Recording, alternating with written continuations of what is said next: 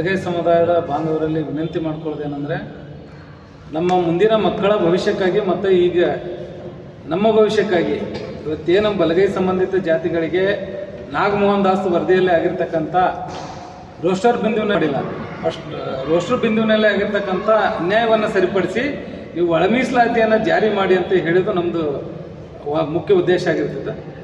ಹೀಗಾಗಿ ನಾವು ಒಳ ಮೀಸಲಾತಿ ವಿರೋಧಿಗಳು ಅನ್ನುವಂಥದ್ದು ಏನು ಇವತ್ತು ರಾಜ್ಯದಲ್ಲಿ ಬಿತ್ತಾ ಇದ್ದಾರೆ, ಅದು ಭಾಳ ತಪ್ಪು ವಿಚಾರಗಳನ್ನ ಸೋಷಿಯಲ್ ಮೀಡಿಯಾದಲ್ಲಿ ಮತ್ತು ಬೇರೆ ಬೇರೆ ನಮ್ಮ ಸಹೋದರ ಸಂಬಂಧಿಗಳು ಮಾಡ್ತಾ ಇರುವಂಥದ್ದು ಭಾಳ ತಪ್ಪಿನ ವಿಚಾರ. ಹೀಗಾಗಿ ಇವತ್ತು ನಾವೆಲ್ಲ ದಲಿತ ಬಲಗೈ ಸಮುದಾಯದ ಸಂಬಂಧಿತ ಜಾತಿಗಳಲ್ಲಿ ವಿನಂತಿಯನ್ನು ಮಾಡ್ಕೊಳ್ತಾ ಇದ್ದೀವಿ.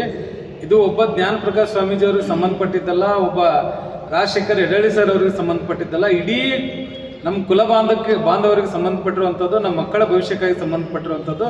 ಹಾಗಾಗಿ ನೀವು ಸ್ವಯಂ ಪ್ರೇರಿತವಾಗಿ ನಿಮ್ಮ ಊರುಗಳಿಂದ ನಿಮ್ಮ ಮನೆಗಳಿಂದ ನೀವೇ ವೆಹಿಕಲನ್ನು ಮಾಡಿಕೊಂಡು ಬೆಂಗಳೂರಿಗೆ ಬರುವಂಥ ಕೆಲಸ ನಿಮ್ಮಿಂದ ಆಗಬೇಕು. ಹಾಗಾಗಿ ನಾವು ವಿನಂತಿಯನ್ನು ಮಾಡ್ಕೊಳ್ತಾ ಇದ್ದೀವಿ, ಇಡೀ ನಮ್ಮ ಜಿಲ್ಲೆಯ ಜನತೆಯಲ್ಲಿ, ಬಲಗೈ ಸಂಬಂಧಿತ ಜಾತಿ ಜನತೆಯಲ್ಲಿ ನೀವೇ ಸ್ವಂತ ವೆಹಿಕಲ್ ಮಾಡಿಕೊಂಡು ನಿಮ್ಮ ಮನೆಯಿಂದ, ನಿಮ್ಮ ಊರಿನಿಂದ, ನಿಮ್ಮ ತಾಲೂಕುಗಳಿಂದ ಬೆಂಗಳೂರಿನಲ್ಲಿ ನಡೆದಿರ್ತಕ್ಕಂಥ ಈ ಫ್ರೀಡಮ್ ಪಾರ್ಕ್ನಲ್ಲಿ ಏನು 25ನೇ ತಾರೀಕು ನಡೀತಾ ಇತ್ತು ಸಮಾವೇಶ, ಅದಕ್ಕೆ ನಾವು ಸ್ವಯಂ ಪ್ರೇರಿತವಾಗಿ ಬರಬೇಕಂತ ಹೇಳಿ ಮತ್ತೊಮ್ಮೆ ತಮ್ಮಲ್ಲಿ ವಿನಂತಿಯನ್ನು ಮಾಡ್ಕೊಳ್ತಾ ಇದ್ದೀವಿ. ವಿಜಯಪುರ ಜಿಲ್ಲೆಯಲ್ಲಿ ಛಲವಾದಿ ಬಲಗೈ ಸಮಾಜಕ್ಕೆ ಆದಂಥ ಅನ್ಯಾಯವನ್ನು ಸರಿಪಡಿಸುವ ನಿಟ್ಟಿನಲ್ಲಿ ರಾಜ್ಯಾದ್ಯಂತ ಬಲಗೈ ಸಮುದಾಯ ಸಂಬಂಧಿತ ಎಲ್ಲ ಜಾತಿಗಳನ್ನು ಒಗ್ಗೂಡಿಸಿ ಮಾರ್ಚ್ 25ರಂದು ಹಮ್ಮಿಕೊಳ್ಳಲಾದ ಸಮಾವೇಶದಲ್ಲಿ ಸ್ವಾಭಿಮಾನದ ಸಮಾವೇಶ. ನಾವು ಯಾವುದೇ ಬಾಬಾ ಸಾಹೇಬರ ಸಿದ್ಧಾಂತದ ಮೇಲೆ ಬಂದಂಥ ನಮ್ಮ ಸಮುದಾಯ ಸ್ವಾಭಿಮಾನಕ್ಕಾಗಿ ಧಕ್ಕೆ ಬಂದಾಗ ನಾವು ಸುಮ್ಮನೆ ಆಗಲ್ಲ. ನಾವು ಮೀಸಲಾತಿಯಲ್ಲಿ ಎಲ್ಲರನ್ನೂ ನಮ್ಮವರು ಎಲ್ಲರಿಗೆ ಸಮಾನವಾಗಿ ಹಕ್ಕಿರಬೇಡು ಅನ್ನೋದು ಬಾಬಾ ಸಾಹೇಬರ ಸಂವಿಧಾನದ ಆಶೆ. ಅದಕ್ಕೆ ನಾವು ಬೆಂಬಲವಾಗಿದ್ದವರು. ಆದರೆ ವೈಯಕ್ತಿಕವಾಗಿ ನಮ್ಮ ಬಲಗೈ ಸಮಾಜಕ್ಕೆ ಅನ್ಯಾಯ ಆದಾಗ ನಾವು ಸುಮ್ಮನೆ ಆಗಲ್ಲ, ಪ್ರತಿಭಟನೆ ಮಾಡುವ ಅನಿವಾರ್ಯತೆ ಬಂದಿದೆ. ಆ ಒಂದು ನಿಟ್ಟಿನಲ್ಲಿ ಇವತ್ತು ನಾವು ಅನಿವಾರ್ಯವಾಗಿ ನಮ್ಮ ಸ್ವಾಭಿಮಾನದ ನಮ್ಮ ಕಿಚ್ಚನ್ನು ನಾವು ಹೊರಗೆ ಹಾಕಲಿಕ್ಕೆ ಸಮಾವೇಶದಲ್ಲಿ ನಾವು ಪಾಲ್ಗೊಳ್ಳಬೇಕಾಗಿದೆ. ಜಿಲ್ಲೆಯಲ್ಲಿದ್ದಂಥ ಸುಮಾರು 3 ಲಕ್ಷ ಜನಸಂಖ್ಯೆ ಇದ್ದಂಥ ಬಿಜಾಪುರ ಜಿಲ್ಲೆ ಇವತ್ತು ನಾವು ಅನಿವಾರ್ಯವಾಗಿ 15ರಿಂದ 20,000 ಜನಸಂಖ್ಯೆವರೆಗೆ ನಾವು ಹೋಗಲಿಕ್ಕೆ ಅನಿವಾರ್ಯತೆ ಬಂದಿದೆ. ನಾವು ಹೋಗಲೇಬೇಕಾಗಿದೆ. ಯಾಕಂದರೆ ಭಾರತ ದೇಶದಲ್ಲಿ ಎಲ್ಲ ಜಾತಿ ಎಲ್ಲ ಧರ್ಮದವ್ರನ್ನ ಗೌರವಿತವಾಗಿ ಕಾಣುವಂಥ ನಮ್ಮ ಸಮಾಜ, ನಾವು ನಮ್ಮ ಸಮಾಜಕ್ಕೆ ಅನ್ಯಾಯ ಆದಾಗ ನಾವು ಸುಮ್ಮಕೊಳ್ಳಿಕ್ಕೆ ಬರೋದಿಲ್ಲ. ಎಲ್ಲರ ಒಂದು ಗೌರವದ ಪೂರ್ವಕವಾಗಿ ನಾವು ನಮ್ಮ ಬೇಡಿಕೆಯನ್ನು ಎಲ್ಲರೂ ಯಾರಿಗೆ ಅನ್ಯಾಯ ಆದಾಗ ಪ್ರತಿಭಟನೆ ಮಾಡಿ ತಮ್ಮ ಹಕ್ಕನ್ನು ಕೇಳ್ತಾರೆ, ಅದೇ ರೀತಿಯಾಗಿ ನಮ್ಮ ಹಕ್ಕನ್ನು ಕೇಳಲಿಕ್ಕೆ ನಾವು ಇವತ್ತು ಅನಿವಾರ್ಯವಾಗಿ ಸಮಾಜಗೊಳ್ಳಬೇಕಾಗಿದೆ. ಮತ್ತು ನಾವು ಈ ಸಮಾವೇಶ ಯಾವ ಸಮಾಜದ ವಿರುದ್ಧ, ಯಾವ ಧರ್ಮದ ವಿರುದ್ಧ ಅಲ್ಲ, ನಮ್ಮ ಉಳಿವಿಗಾಗಿ, ಮುಂದಿನ ನಮ್ಮ ಮಕ್ಕಳ ಭವಿಷ್ಯಕ್ಕಾಗಿ ಈ ಒಂದು ಸಮಾವೇಶವನ್ನು ಮಾಡ್ತಾ ಇದ್ದೇವೆ. ಯಾವುದೇ ಅಧಿಕಾರಿ, ಯಾವುದೇ ರಾಜಕಾರಣಿಗಳ ವಿರುದ್ಧ ನಮ್ಮ ಸಮಾವೇಶದ ನಿರ್ಧಾರ ಅಲ್ಲ. ನಮ್ಮ ಸಮಾಜದ ಉಳಿವಿಗಾಗಿ, ನಮ್ಮ ಸ್ವಾಭಿಮಾನಕ್ಕಾಗಿ ಈ ಒಂದು ಸಮಾವೇಶವನ್ನು ಮಾಡ್ತೇವೆ ಅಂತ ನಾನು ಹೇಳ್ತಾ ಇದ್ದೇನೆ. ನಮ್ಮ ದಲಿತ ನಾಯಕರು ಅದು ಟಿಫನ್ ವ್ಯವಸ್ಥೆ ಮಾಡಬೇಕು ಅಂತ ಹೇಳಿದ್ದಾರೆ. ಬುದ್ಧಿವಾರಕ್ಕೆ ಬಂದು ಭೇಟಿ ಕೊಟ್ಟು ಹೋಗುವಾಗ ಟಿಫನ್ ವ್ಯವಸ್ಥೆ ಮಾಡ್ತೇವೆ ಅಂತ ಹೇಳಿದ್ದಾರೆ. ಆ ವ್ಯವಸ್ಥೆಯನ್ನು ನೋಡ್ಕೊಂಡು ಇದು ಮಾಡ್ತೇವೆ. ಈ ಪತ್ರಿಕೆ ಪ್ರಕಟಣೆ ಮುಖಾಂತರ ನಾವು ಹೇಳ್ತೇವೆ. ಅಲ್ಲಿದು ಪ್ರತಿಭಟನೆ ಸ್ವರೂಪ ಇರ್ತದೆ, ಅನುಕೂಲಕರವಾದ ವಾತಾವರಣ, ಇಲ್ಲಿಂದ ಏನೇನು ತೆಗೆದುಕೊಂಡು ಹೋಗಬೇಕು ಆ ಥರದ್ದು ಏನಾದರೂ ಮಾರ್ಗದರ್ಶನ ಇದೆಯಾ? ಈಗ ಸ್ವಯಂ ಅದೇನಾಗಿದೆ ಅಂದರೆ ನಾನು ಅಲ್ಲಿ ಹೇಳ್ಕೊಳ್ಳೋಕೆ ವ್ಯವಸ್ಥೆ ಅಥವಾ ಯಾವ ರೀತಿ ಇದೆ ಅನ್ನೋದು ಈಗ ನೋಡ್ರಿ, ವ್ಯವಸ್ಥೆ ನಮಗೆ ಅನುಕೂಲಕ್ಕಿಂತ ನಮ್ಮ ಸ್ವಾಭಿಮಾನ, ನಮ್ಮ ಬದುಕಿಗಾಗಿ ಹೋರಾಟ ಮಾಡುವಂಥದ್ದು ಅನಿವಾರ್ಯತೆ ಆಗಿದೆ. ಉದಾಹರಣೆಯಾಗಿ ಚಳವಳಿ ಮಾಡೋ ಸ್ವತಂತ್ರ ಸಿಗಬೇಕಾದ್ರೆ ಚಳವಳಿ ಮಾಡುವಾಗ ಏನು ನಮ್ಮ ಗಂಟಿತ್ತಲ್ಲ, ಆ ರೀತಿಯಾಗಿ ನಾವು ಸಂವಿಧಾನಬದ್ಧವಾಗಿ ಚಳವಳಿ ನಾವು ಯಾವುದೇ ರಕ್ತಪಾತ ಆಗಲಿ ಇದು ಪತ್ತಾಗಲಿ ಅಂತ ಹೇಳುವಂಥ ಸಮಾಜ ನಮ್ಮದಲ್ಲ. ನಾವು ಸ್ವಾಭಿಮಾನಕ್ಕೆ ಧಕ್ಕೆ ಬಂದಾಗ ಆ ಮಾತನ್ನು ಹೇಳ್ತೇವೆ. ಇವತ್ತು ನಮ್ಮ ಬದುಕಿಗಾಗಿ ಬಂದಂಥ ಎಲ್ಲರನ್ನೂ ಒಳಗೊಳ್ಕೊಂಡು ನಾವು ನಮ್ಮ ಹಕ್ಕನ್ನು ಕೇಳಬೇಕಾಗಿದೆ.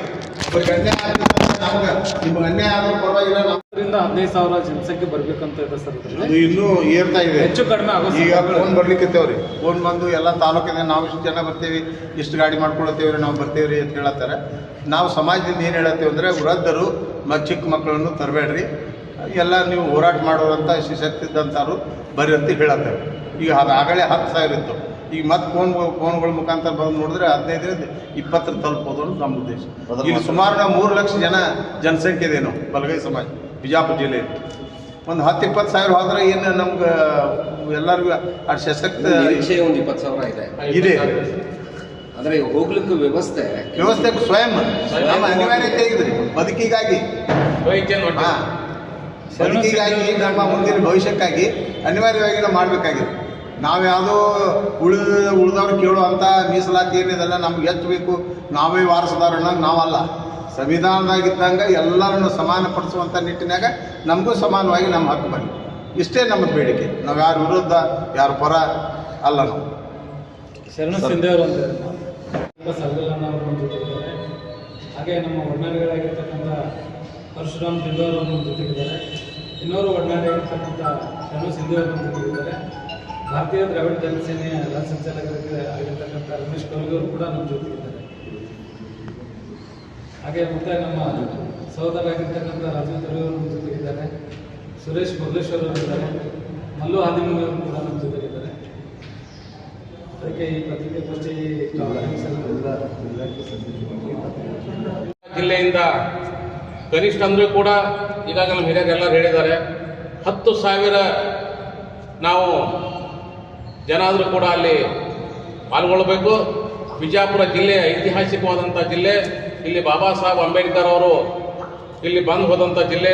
ಅದಕ್ಕಾಗಿ ತಮ್ಮಲ್ಲಿ ಕುಲ ಬಾಂಧವರಲ್ಲಿ ಪ್ರತಿ ಸಲನೂ ತಮ್ಮಲ್ಲಿ ಕಳಕಳಿ ಮನವಿ ಮಾಡಿಕೊಳ್ಳೋದೇನೆಂದರೆ ತಮ್ಮ ಸ್ವಾಭಿಮಾನದಿಂದ ಸಿದ್ಧಾಂತದ ನೆಲೆಗಟ್ಟಿನ ಮೇಲೆ ಬಂದಂಥ ನಾವು ಹಿರಿಯರ ಸಮಾಜ ಸಂಬಂಧಿತ ಜಾತಿಗಳು ತಾವು ಈ ಸಭೆಯಲ್ಲಿ ಪಾಲ್ಗೊಂಡು ಇಡೀ ದೇಶದಲ್ಲಿ ಒಂದು ಐತಿಹಾಸಿಕ ದಾಖಲೆಯನ್ನು ಮಾಡಿ ನಮ್ಮ ಸಭೆಗೆ ಒಂದು ಶೋಭೆ ತರಬೇಕಂತ ಹೇಳಿ ತಮ್ಮಲ್ಲಿ ವಿನಂತಿಸಿಕೊಳ್ಳುತ್ತಾ ಇನ್ನೊಮ್ಮೆ ಎಲ್ಲ ನನ್ನ ಕಿರಿಯ ಮತ್ತು ತಂದೆ ತಾಯಿಗಳಲ್ಲಿ ಮನವಿ ಮಾಡ್ಕೊತೇನೆ. ದಯಮಾಡಿ ಬೆಂಗಳೂರಿಗೆ 25ನೇ ತಾರೀಕಿನಂದು 10,000 ಜನಸಂಖ್ಯೆದೊಂದಿಗೆ ಬಿಜಾಪುರದಿಂದ ಹೊರಡಬೇಕಂತಲ್ಲಿ ತಮ್ಮಲ್ಲಿ ಪುನಃ ನಾನು ಮನವಿ ಮಾಡಿಕೊಂಡು ತಮ್ಮಲ್ಲಿ ಜೈ ಭೀಮ್ ಹೇಳ್ತಾ ಇದ್ದೇನೆ. ಏನಿವತ್ತು ದಲಿತ ಬಲಗೈ ಸಮುದಾಯದ ಸಂಬಂಧಿತ ಜಾತಿಗಳು ಇವತ್ತೇನಿದೆ ಎಲ್ಲರ ಪರವಾಗಿ ಜಿಲ್ಲಾ ಮಟ್ಟದಿಂದ ತಾವು ಕೂಡ ಎಲ್ಲರೂ ಸ್ವಯಂ ಪ್ರೇರಿತವಾಗಿ ಈ ಸಮಾವೇಶದಲ್ಲಿ ಭಾಗವಹಿಸಬೇಕಂತೇಳಿ ಕೇಳ್ಕೊಳ್ಳೋದಕ್ಕೋಸ್ಕರ ಈ ಪತ್ರಿಕಾಗೋಷ್ಠಿಗೆ ಆಗಮಿಸಬೇಕಂತ ತಮ್ಮೆಲ್ಲರಿಗೂ ಕೂಡ ತುಂಬ ಧನ್ಯವಾದ. ನಮಸ್ಕಾರ.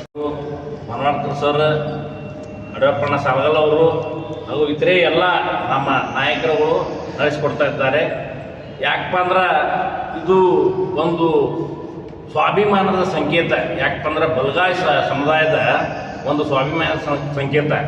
ಯಾರು ಈಗ ಇಲ್ಲಿ ತಮ್ಮ ಸ್ವಯಂ ಇದರಿಂದನೇ ತಮ್ಮ ಖರ್ಚಿಂದನೇ ಬೆಂಗಳೂರಿಗೆ ಬರಬೇಕು. ಯಾಕಂದ್ರೆ ಯಾರು ಆ ಲೀಡರ್ ಕೊಡ್ತಾರ ಈ ಲೀಡರ್ ಕೊಡ್ತಾರ ಅಂತೇಳಿ ಯಾರ ಮ್ಯಾಗೂ ಅವಲಂಬಿತವಾಗಿ ಇರಬಾರ್ದು. ಯಾಕಂದ್ರೆ ನಮ್ಮ ಮುಂದಿನ ಪೀಳಿಗೆಗೆ ಇದು ಭಾಳ ಸ್ವಾಭಿಮಾನದ ಸಂಕೇತವಾಗಿ ಈಗ ಏನು ಮೀಸಲಾತಿ ಒಳಗೆ ಏನು ಇದಾಗಿ ತಾರತಮ್ಯ ಆಗಿದೆಯಲ್ಲ ಅದರ ನಿಮಿತ್ತವಾಗಿ ಸ್ವಾಮೀಜಿಯವರನ್ನು ಅವರು ಬಲಪಡಿಸಲಾಕ ಎಲ್ಲರೂ ಬಲೆಯರು ಸ್ವಯಂ ಇದರಿಂದ ಬರ್ಬೇಕು ಸ್ವಾಭಿಮಾನದಿಂದ. ಈಗ ಯಾಕಂದರೆ ಇತರೆ ಜಾತಿಯವ್ರು ತಾವು ಮಾಡ್ತಾರಲ್ಲ ಅದ್ರ ಬಗ್ಗೆ ನಾವು ಏನು ತಲೆ ಕೆಡಿಸ್ಕೊಳ್ಳಲ್ಲ.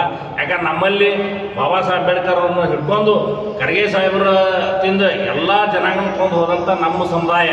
ಹೀಗಾಗಿ ಇದು ನಾವು ಮಾಡಬೇಕಾದ ಅನಿವಾರ್ಯತೆ. ನಾವು ಎಲ್ಲರನ್ನು ತೊಗೊಂಡು ಹೋಗೋ ಹೊತ್ನಾಗೂ ಇಂಥವು ಸಮಸ್ಯೆ ಬಂದಿರ್ತಾವೆ. ಅದಕ್ಕೆ ನಾವು ಈ ಹೋರಾಟವನ್ನು ಯಶಸ್ವಿಯಾಗಲು ಬಿಜಾಪುರದಿಂದ ಮಿನಿಮಮ್ ಏನಿಲ್ಲ ಒಂದು 10,000 ಜನವನ್ನು ನಾವು ತಗೊಂಡು ಹೋಗ್ತೇವೆ ಅಂತ ಹೇಳ್ತೇವೆ.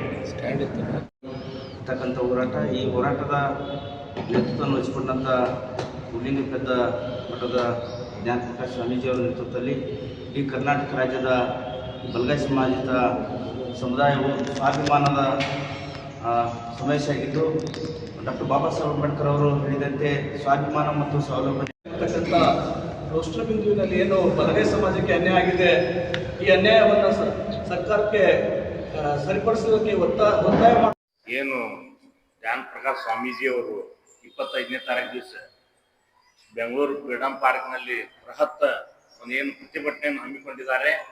ಆ ನಿಮಿತ್ತವಾಗಿ ಪೂರ್ವಭಾವಿ ಪತ್ರಿಕಾಗೋಷ್ಠಿಗೆ ಸ್ವಾಗತ ಕೋರುತ್ತಾ ಈ ಪತ್ರಿಕೆ ಹಿರಿಯ ನಮ್ಮ ಜಿಲ್ಲೆಯ ನಾಯಕರು ಇವತ್ತು ಪತ್ರಿಕಾ ಮಾಧ್ಯಮವನ್ನು ಕರೆದಿದ್ದು ಆ ಒಂದು ಹೋರಾಟಕ್ಕೆ ಹೆಚ್ಚಿನ ಸಂಖ್ಯೆಯಲ್ಲಿ ಸುಮಾರು 20-25 ಸಾವಿರ ಜನ ಈ ಜಿಲ್ಲೆಯಿಂದ ಆಗಮಿಸಬೇಕಂತಕ್ಕಂಥ ವಿಚಾರವನ್ನು ಇಟ್ಕೊಂಡು ಇವತ್ತು ನಮ್ಮ ಎಲ್ಲ ಬಲಗೈ ಸಂಬಂಧಿತ ಸಮಾಜದ ಎಲ್ಲ ಹಿರಿಯರಲ್ಲಿ ಜಿಲ್ಲೆಯ ಎಲ್ಲ ನಾಯಕರಲ್ಲಿ ವಿನಂತಿ ಮಾಡ್ತಾ ಇವತ್ತು ಏನು ಜ್ಞಾನ ಪ್ರಕಾಶ್ ಸ್ವಾಮೀಜಿ ಅವರ ನೇತೃತ್ವದಲ್ಲಿ ನಡೆದಿರ್ತಕ್ಕಂಥ ಹೋರಾಟಕ್ಕೆ ಜಿಲ್ಲೆಯಿಂದ ಹೆಚ್ಚಿನ ಸಂಖ್ಯೆಯಲ್ಲಿ ಹೋಗಿ ನಾವು ಆ ಒಂದು ಹೋರಾಟಕ್ಕೆ ಶಕ್ತಿ ತುಂಬತಕ್ಕಂಥ ಕೆಲಸ ಮಾಡಬೇಕು ಅಂತಕ್ಕಂಥ ವಿಚಾರವನ್ನು ಹೇಳೋದ್ರ ಜೊತೆಗೆ ಎಲ್ಲ ಜಿಲ್ಲೆಯ ಎಲ್ಲ ಬಲಗೈ ಸಂಬಂಧಿತ ಬಂಧುಗಳಿಗೆ ಸ್ವಾಗತ ಕೋರೋದ್ರ ಜೊತೆಗೆ ಈ ಕಾರ್ಯಕ್ರಮ ಏನು ಹೋರಾಟವನ್ನು ಯಶಸ್ವಿ ಮಾಡಿಕೊಡ್ಬೇಕಂತ ಅವರಲ್ಲಿ ಕೇಳ್ತಾ ನಾನು ಶರಣಸಿದ್ದೆ, ಬಿಜಾಪುರ ಜಿಲ್ಲಾ ಸಂಘಟನಾ ಸಂಚಾಲಕ DSS.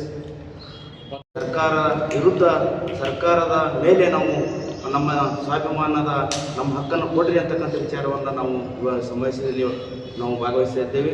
ಮತ್ತು ಅದ್ರ ಜೊತೆಯಲ್ಲೇ ಈಗೇನು ಹಳಿ ಜಾತಿ ಪ್ರಮಾಣ ಪತ್ರ ಇದೆ ಅಲ್ಲ, ಅದ್ರ ಜೊತೆಗೆ ಹೊಸದನ್ನು ಕೂಡ ಅಳವಡಿಸಿ ಅಂತೇಳಿ ಈ ಹಕ್ಕು ಒತ್ತಾಯ ಇದೆ ನಮ್ಮದು.